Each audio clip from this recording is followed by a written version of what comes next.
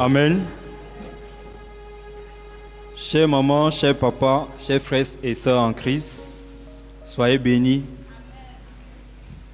C'est un privilège pour moi de me tenir devant vous, pas parce que je suis trop fort, mais parce que Dieu a voulu que je vous parle de sa part ce matin. Amen.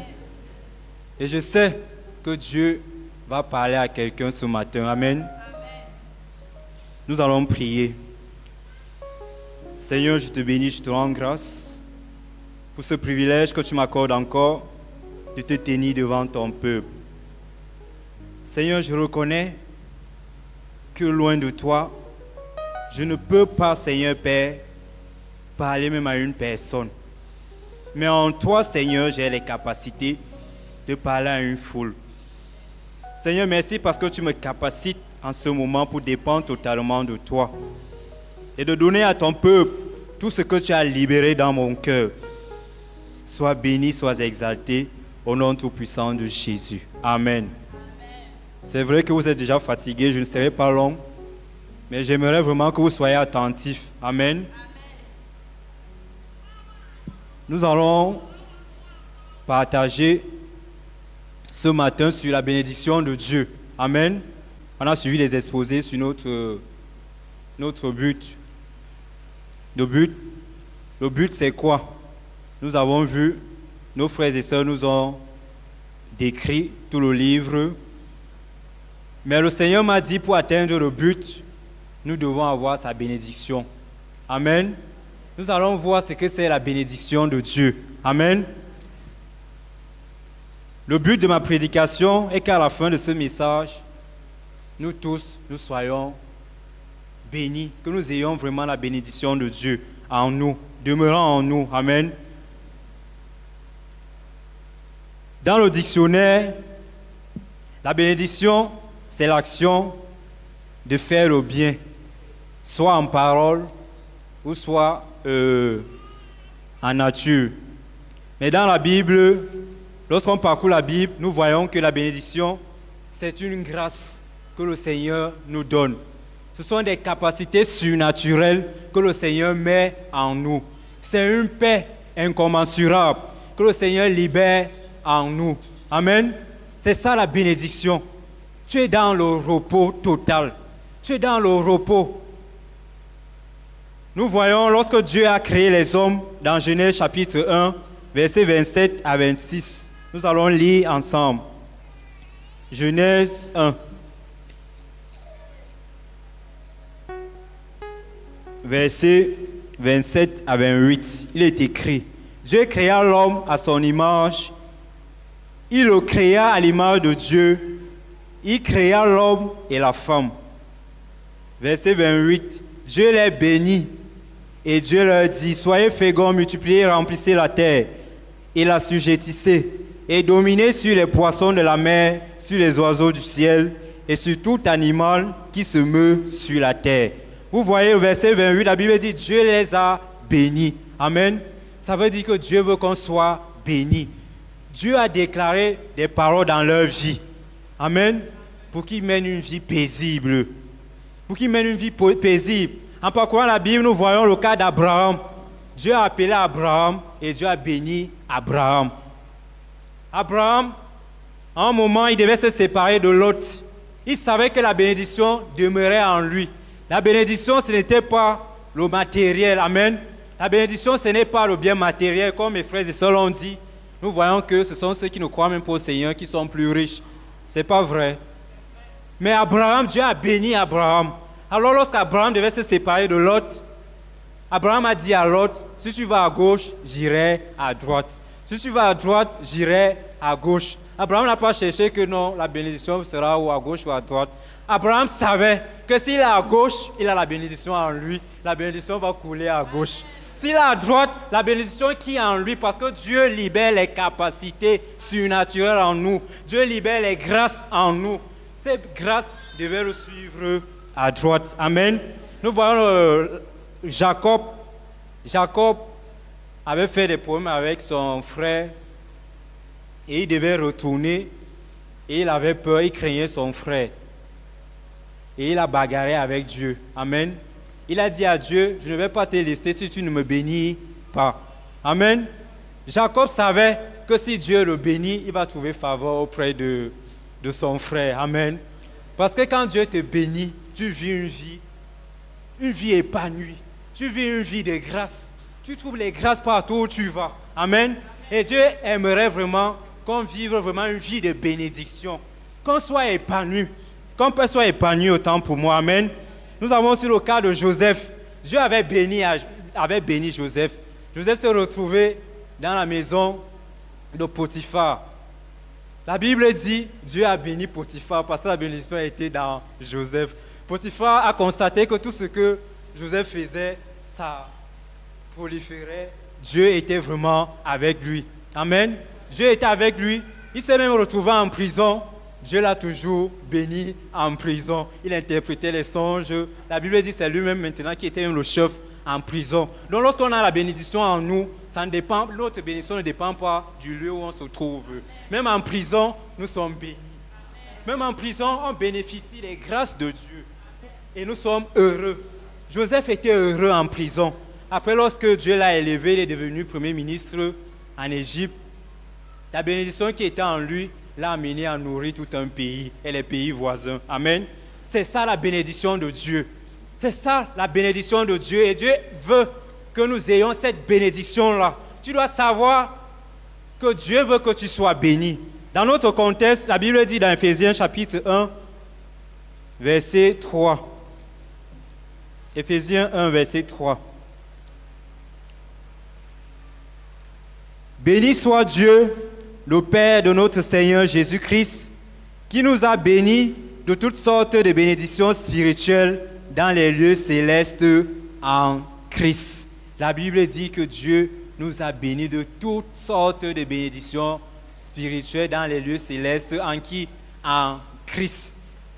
Donc si nous sommes en Christ, nous sommes plus que bénis. La Bible dit que Dieu a donné toutes les bénédictions en Christ. Mon frère, si tu es en Christ, tu es béni. Tu es béni. Nous avons vu les patriarches tout à l'heure. Nous avons vu, si nous lisons l'histoire d'Abraham, nous allons voir. Lorsque quelqu'un même voulait prendre sa femme, Dieu frappait cette personne. Ce n'est pas Abraham qui criait, mais parce qu'Abraham était béni, sa femme était bénie, tout ce qui touchait était béni, il avait la sécurité. Amen. Lorsque tu es béni, tu as la sécurité. Lorsque tu es béni, tu te sens bien. Amen. Et Dieu veut qu'on soit béni à l'intérieur de nous. Nous sommes dans une époque où il y a tellement de choses tout autour de nous. Le diable veut qu'on soit soucieux. Le diable veut qu'on soit matérialiste. Mais quand le Seigneur te bénit, tu as la paix. Tu es dans le repos. Tu es dans le repos. Donc je veux encourager quelqu'un. Tu t'efforces. Toi, une jeune fille, tu prends tout ton argent, tu peux acheter les mèches parce que tu veux que l'on comprenne que toi aussi tu es béni parce que tu as vu la sœur avec la mèche ou la greffe brésilienne, ainsi de suite. Après, ça fait une semaine, tu n'arrives pas à l'entretenir. La sœur qui avait sa mèche, tu sais ce qu'elle fait dans la vie, mais toi, tu es allé prendre pour dire que non, tu es béni. Après, ça devient un autre problème. Pour l'entretien, tu te soucies encore. Amen. Tu dois savoir que ce n'est pas ça qui te bénit. Tu es déjà béni. Amen. Tu dois savoir que tu es déjà béni parce que notre bénédiction découle de Jésus-Christ. Jésus-Christ est l'exemple parfait de la bénédiction. Jésus-Christ était béni. Il avait la vie de Dieu. Le matin, quand je méditais encore sur le message, Dieu m'a fait comprendre que la bénédiction, c'est sa vie. Lorsque Dieu libère sa vie en nous, nous pouvons faire des grandes choses. Nous pouvons faire des grandes choses. Tu n'as pas besoin de porter un habit de 100 000 pour briller devant les hommes, devant Dieu. Avec l'habit de 500, la bénédiction qui est en toi donne la valeur à la vie de 500. Parce que Dieu libère la bénédiction en toi. Donc je disais tantôt que Jésus-Christ est l'exemple parfait de la bénédiction. Il était béni. Il était béni, mais il avait aussi les moyens financiers. Mais il ne passait pas tout son temps à se préoccuper de cela, parce que la Bible dit qu'il y avait des femmes qui le soutenaient dans son œuvre. Amen. Donc il avait l'argent. Mais son argent, comme le frère qui disait, lorsque Dieu nous bénit matériellement, c'est pour que l'œuvre de Dieu avance. Amen. Nous ne devons pas être là à chercher le matériel. Dieu ne nous appelle pas à ça. Nous sommes bénis, nous devons recevoir la bénédiction que Dieu nous donne. Amen. Jésus-Christ a été fidèle, il dit, je fais tel que j'ai vu le Père faire. Amen. Comme le frère qui parlait tout à l'heure, il a dit, la plus grande bénédiction, c'est la fidélité. Mes frères et sœurs, certainement, lorsqu'on a connu Dieu, on menait une vie épanouie. On était heureux, on avait la paix. On voulait embrasser même les gens en route. Tout était beau tout autour de nous. On avait la sécurité, on se sentait en paix. Mais aujourd'hui, est-ce que vraiment c'est ce que tu vis encore? Pose-toi cette question. Est-ce que Dieu a changé? Ou est-ce que Dieu est là qui bénit? Tu es là en train de courir derrière les bénédictions matérielles. Est-ce que c'est ça qui te satisfait? Nous sommes remplis de toutes sortes de maladies comme des pailleurs parce que nous vivons dans le stress permanent. Dieu nous a déjà bénis. Dieu nous a déjà bénis. Nous devons croire cette bénédiction. Amen. Amen. Nous sommes bénis. Au travers de cette bénédiction, nous pouvons faire des grandes choses. Amen. Nous pouvons faire des grandes choses. La Bible dit dans Jean chapitre 15. Comme je disais tantôt, la plus grande bénédiction, c'est la fidélité. Amen. Donc si nous avons perdu d'une manière ou d'une autre cette bénédiction, c'est parce que nous n'avons pas été fidèles. Nous allons lire Jean chapitre 15. Verset 1 à 8, la Bible dit, « Je suis le vrai cep, et mon Père est le vigneron. Tout sarment qui est en moi et qui ne porte pas de fruits, il le retranche. Et tout sarment qui porte du fruit, il les monte, afin qu'il porte encore plus de fruits. Déjà, vous êtes purs à cause de la parole que je vous ai annoncée. Demeurez en moi, et je demeurerai en vous.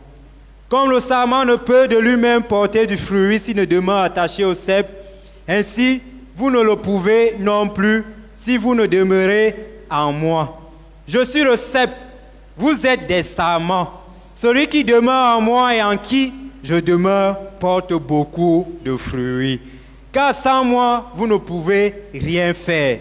Si quelqu'un ne demeure pas en moi, il est jeté dehors, comme le sarment, et il sèche. Puis on ramasse les sarments, on les jette au feu et ils brûlent. Si vous demeurez en moi et que mes paroles demeurent en vous, demandez ce que vous voudrez et cela vous sera accordé. Si vous portez beaucoup de fruits, c'est ainsi que mon Père sera glorifié et que vous serez mes disciples. Amen. Le Seigneur nous demande de demeurer en lui. Demeurons dans le Seigneur et nous allons vivre permanemment dans la bénédiction. Et nous allons porter du fruit. Nous allons porter du fruit en abondance.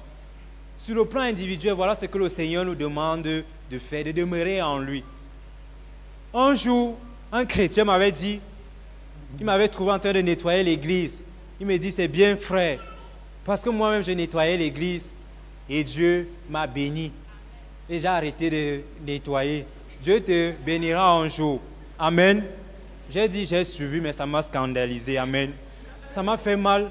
Je me suis dit, donc si je viens nettoyer l'église, c'est pour que Dieu me bénisse. C'est pas fidélité, c'est pas obéissance que je viens nettoyer l'église parce que Dieu m'a dit que je dois nettoyer l'église. Je croyais qu'il allait me dire qu'il a arrêté de nettoyer parce que Dieu lui a dit que d'autres personnes vont faire le reste. Mais même si Dieu te demande de quitter, il peut te dire non, forme même quelqu'un. Amen. Avant de partir, forme quelqu'un. Après, tu iras. Tu sauras que tu as laissé quelqu'un. Parce que même pour nettoyer l'église, le Saint-Esprit nous enseigne. Amen. Le Saint-Esprit nous enseigne en tout. En tout.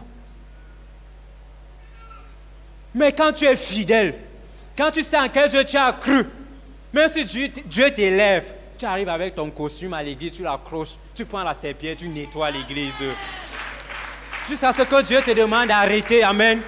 C'est ça que Dieu veut. Nous sommes les hommes de foi. Nous sommes les hommes fidèles. Dieu veut que nous soyons fidèles. Il dit, si nous sommes fidèles dans les petites choses, il va nous donner des grandes choses. Lorsque nous demeurons dans le Seigneur, nous sommes bénis. Plus que bénis, on expérimente des grâces. Des grâces. Des grâces. Partout où on arrive, on veut seulement nous élever. Parce qu'on a un esprit supérieur en nous.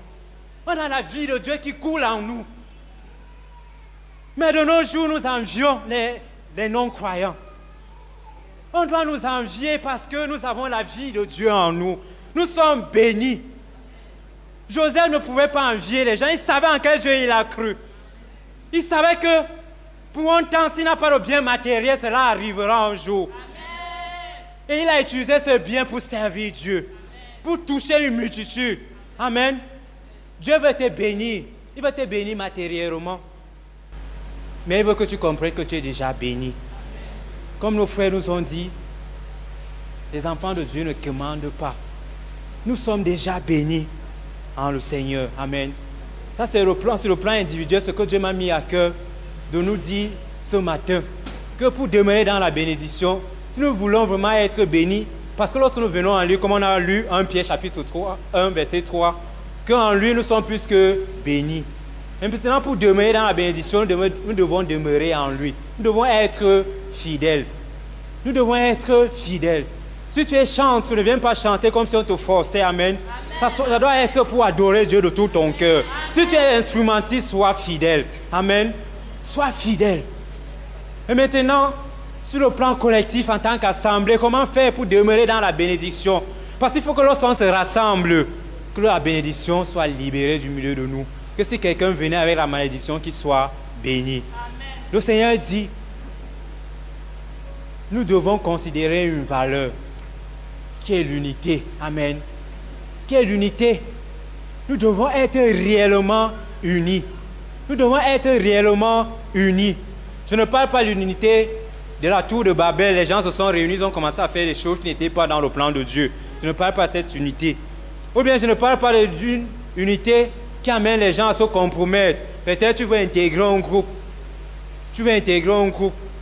Mais tu vois qu'il y a certaines choses vraiment qui ne sont pas bien. Tu es obligé de te compromettre peut-être pour être accepté. Parce que tu veux intégrer le groupe. Non, je ne parle pas de cette unité. Parce que nous avons l'exemple dans la Bible où Pierre, qui a marché avec Christ, il connaissait la volonté, mais de peur d'être rejeté par les autres. La Bible dit, quand il était avec les païens, il savait que la grâce que Jésus-Christ a libérée n'était pas seulement pour les Juifs, mais c'était aussi réservé aux païens. Quand il était avec les païens, il communiait avec eux, il mangeait avec eux. Mais quand un Juif arrivait, qui était déjà chrétien, il fuyait le païen. Amen. L'apôtre Paul, lui qui était un nouveau, il a réprimandé Pierre. Il a réprimandé Pierre. Il a dit, comment tu peux faire ce genre de choses? Amen. Il faut que l'hypocrisie nous quitte. Amen. Il faut que l'hypocrisie quitte nos vies. Je ne parle pas de cette unité qui t'amène à accepter les choses qu'il ne faut pas accepter parce que tu veux être uni. Non, parce que tu veux t'unir aux gens. Donc je ne parle pas de cette unité. Amen. Le diable lutte. Le diable lutte. Si l'Église est devenue ce qu'elle est devenue de nos jours, c'est parce que le diable veut diviser les chrétiens. Le Saint-Esprit est dans les chrétiens. Mais quand les chrétiens se rassemblent, l'Esprit de Dieu n'agit pas comme il fallait. Lorsqu'on lit Actes des Apôtres, Pierre était en prison. La Bible dit que les chrétiens se sont réunis. Ils ont prié. Les anges sont descendus, sont allés délivrer Pierre. Dieu veut faire la même chose au milieu de nous. Amen. Dieu veut faire la même chose au milieu de nous. Les gens viennent avec des péchés. D'autres ont même peur de venir à l'église. Parce qu'ils vont dire là-bas, vraiment, on prêche la vérité. Mais la nuit même, j'ai encore commis même le péché. Quand même encore prêché. Alors que je vis toujours dans le péché. Mais si nous sommes unis, je vous assure, quand un frère, il est tenté, l'autre frère qui ne connaît même pas ce qui se passe parce qu'il est attaché à lui, le Saint-Esprit va l'amener à intercéder pour ce frère. Il sera affranchi de ce péché sans même le savoir. Et là, il sera encouragé à venir à l'église. Lorsque nous sommes unis, on commence à élever des prières à Christ. Le monde va entrer en ce lieu. On ne va pas s'efforcer pour évangéliser. Dieu va attirer. Dieu va attirer une foule. Dieu va y attirer une foule. Il faut qu'on sorte de toutes sortes de faux. Frère, sois béni. On retourne. Le frère là. Il dit même les trucs. Il dit même de ceci. Lorsqu'on a cru au Seigneur, si tu as réellement cru au Seigneur, le Seigneur t'a donné le premier amour. Le premier amour t'a mené à aimer ton frère en Christ plus que tout. Plus que tout. Tu voulais élever les autres et te rabaisser. Mais aujourd'hui, tout se limite sur nous et sur nos enfants. Tout se limite sur nous et sur nos enfants. L'amour est là. Dès qu'on voit le frère, on est prudent. On est prudent. On est prudent. Nous devons sortir de ça. Nous devons prier pour que nous puissions nous réveiller. Si nous nous réveillons, le Cameroun va connaître le réveil. Le Cameroun va connaître le réveil si nous sommes vraiment réveillés. Amen. Et pour que nous soyons réveillés, il faut que nous cherchions l'unité. Moi, je crois à ce que le Seigneur peut faire au travers des jeunes. Amen. Le Seigneur nous a dit au groupe des jeunes que vous devez fonctionner comme une équipe. Si vous fonctionnez comme une équipe, mon esprit va demeurer au milieu de vous. Et nous savons que c'est l'esprit qui matérialise les bénédictions de Dieu. Et nous savons que Dieu va faire des grandes choses avec les jeunes. Mais nous voulons que cela soit le partage de toute l'église. Lorsqu'on a cru, on était animé par un zèle. Lorsqu'on dit réunion jeudi, on voyait la foule. Tu étais même au travail, tu étais à l'école, ton cœur était déjà non, il faut que je sois avec les frères et sœurs en Christ. Mais de nos jours, dès qu'on dit réunion jeudi à 17h, c'est là que toi tu prends tes programmes. Le business à gauche, le business à droite. On arrive jeudi. Où sont les membres de l'église? Où sont les fidèles? Mais si on se retrouve ici jeudi, comme un seul homme, on va élever les sujets de prière à Dieu. Dieu va secouer le pays. Amen.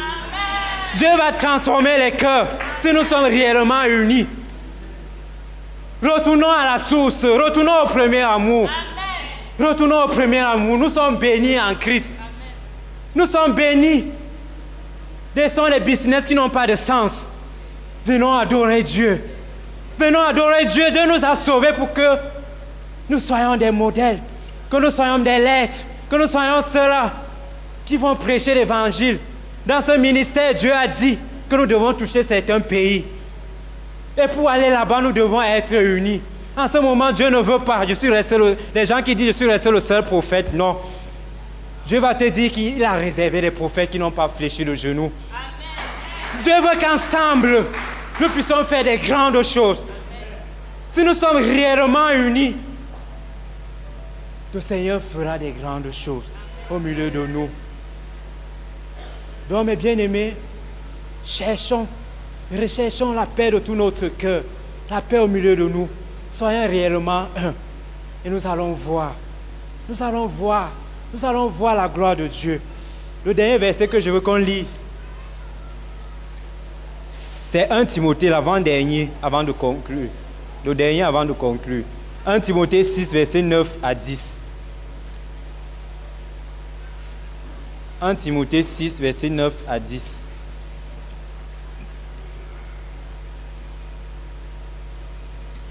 Je vais commencer au verset 8. Si donc nous avons la nourriture, le vêtement, cela nous suffira.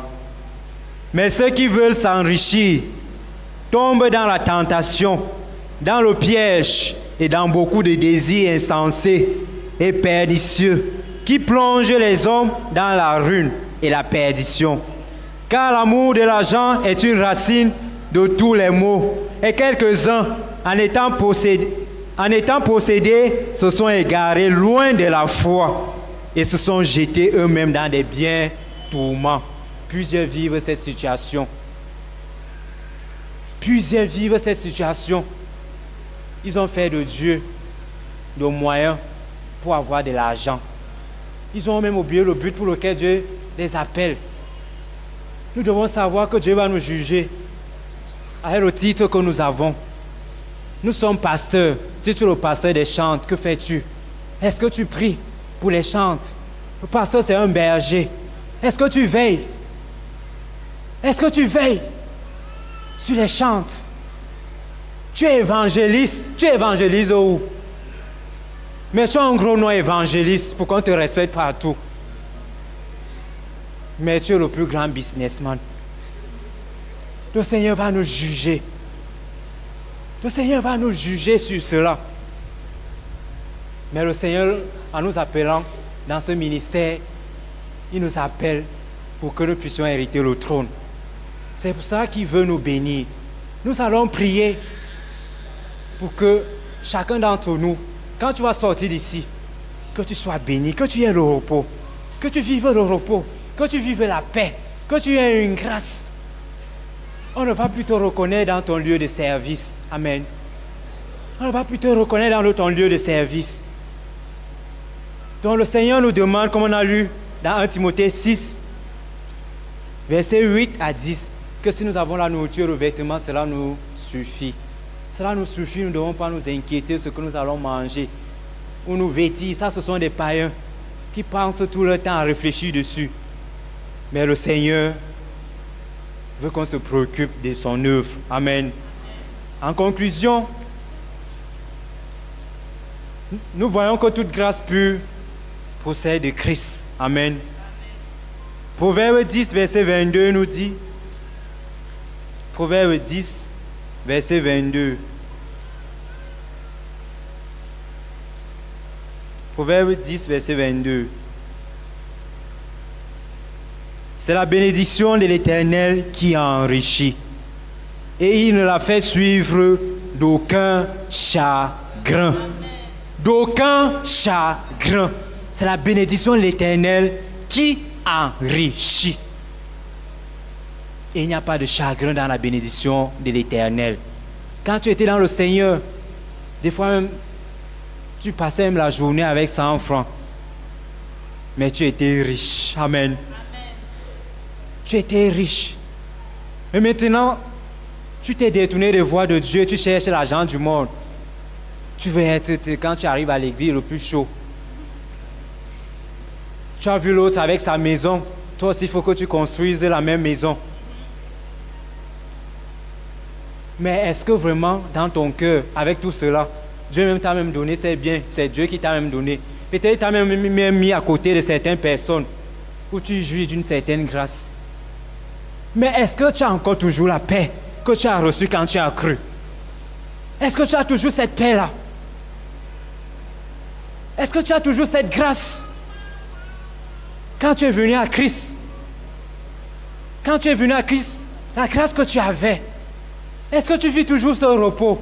Ou bien il y a le chagrin? Tu es obligé même de te compromettre. On te dit que non, il ne faut même pas prêcher le Seigneur Jésus-Christ crucifié et ressuscité. Parce que tu cherches un bien, tu dis, ah, c'est vrai. Tu commences à t'éloigner de l'évangile. Parce que tu veux quelque chose. Parce que tu veux quelque chose. À l'église, nous ne prêchons pas la moralité. Nous prêchons Christ. Amen.